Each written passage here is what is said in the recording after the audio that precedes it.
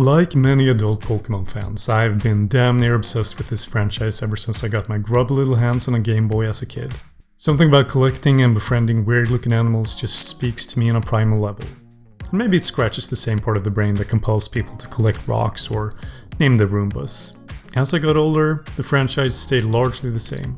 Game Freak adding new Pokemon was enough to keep my little goblin brain entertained. I mean, just look at some of the new additions after the original 151. Salamence, Infernape, we got Cloth. Hell, we even got the Dunsparce.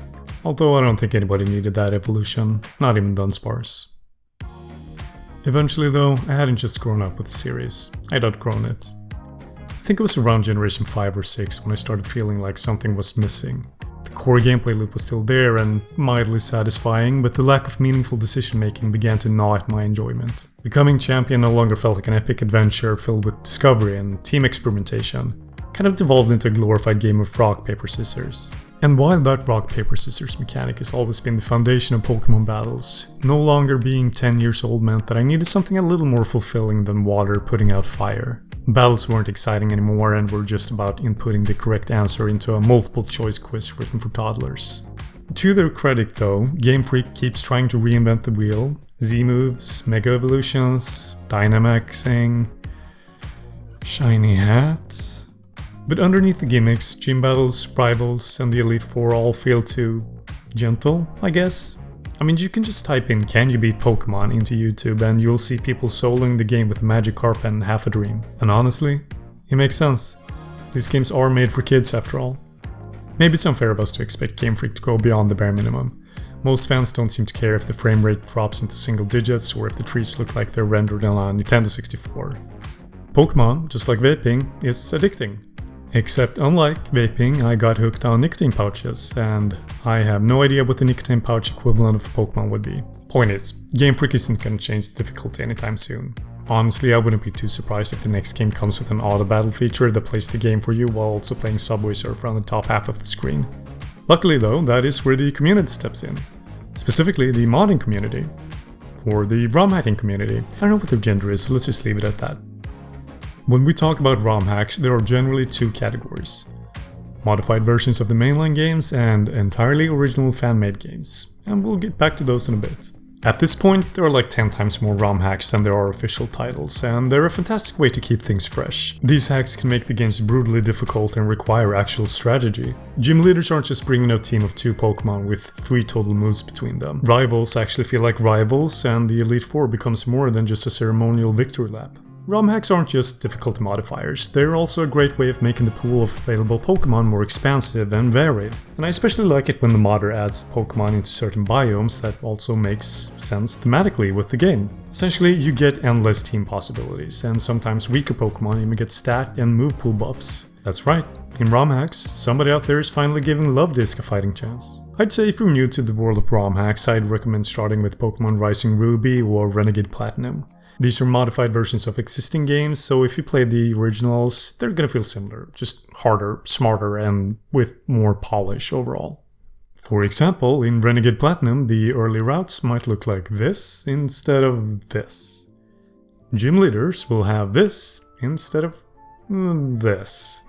It's a much more engaging experience and has completely ruined my expectations for future mainline games. I have no hope that Game Freak will ever release something requiring more thought than mashing the A button. But hey, maybe one day the graphics will rival a mid-tier mobile game. Fingers crossed. Now, ROM hacks aren't just spicier versions of existing games. Some of them are their entirely own thing. I'm less familiar with these standalone hacks, but for the sake of this video I tried one of the most popular ones, Pokémon Unbound. Unbound is a completely original game made by Skelly Games, set in the brand new Boreas region. It opens with a cutscene showing a war portrayed by Pokémon standing around dramatically on a black background. Look, creating cutscenes with this engine is basically wizardry, so hats off for the effort. After some extensive lore dumping about said war, we're suddenly kidnapped by Hoopa. I think that's what's going on. Honestly, so much happens in the first 2 minutes that my eyes just kind of glazed over. There's something about fan-made dialogue that tends to do that. It's just too much exposition and babbling. Now I have to mention something cool. Character customization. It is pretty basic, you pick your hair and outfit, but the sprites actually look pretty damn decent. And I think that's a pretty big deal in fan-made games where the art can sometimes look like it was drawn blindfolded. Next, the game asks a series of questions to determine your difficulty level. Questions like, do you enjoy puzzles? Do you know what EV and IV training is? And do you know what a Glide score is? Apparently this somehow calibrates the challenge level, I'm not entirely sure how, but you can adjust it later, so no harm done. The game also has a built-in level cap, praise be, so you cannot accidentally overlevel and stomp the game into oblivion. There are some major changes too.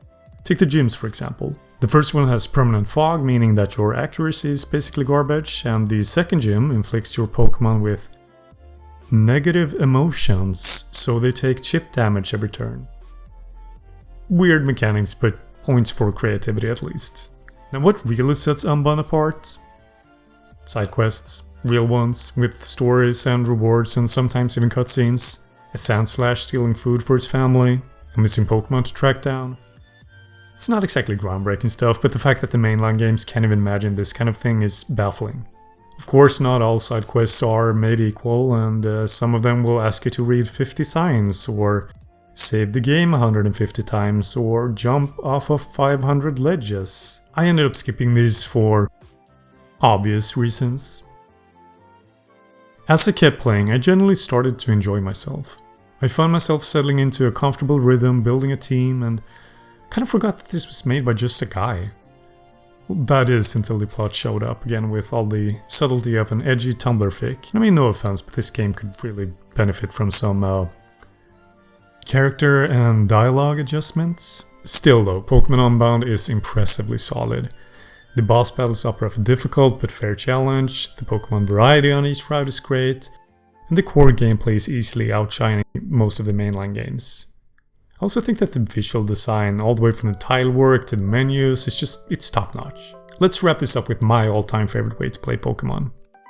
That is Renegade Platinum by Adriano. If you've spent any time in the Pokémon YouTube space, you probably already know this game.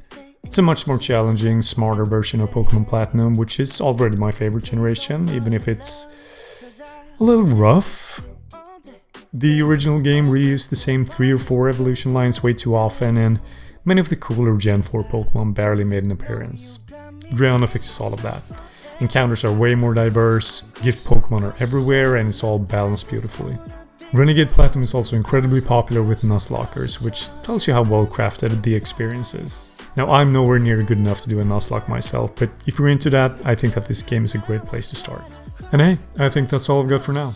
This was my very first YouTube video ever, and if even one person made it all the way through, then, you know, huge shoutouts to you. I don't know what I'm doing next, but if you like this, then feel free to sub, or don't.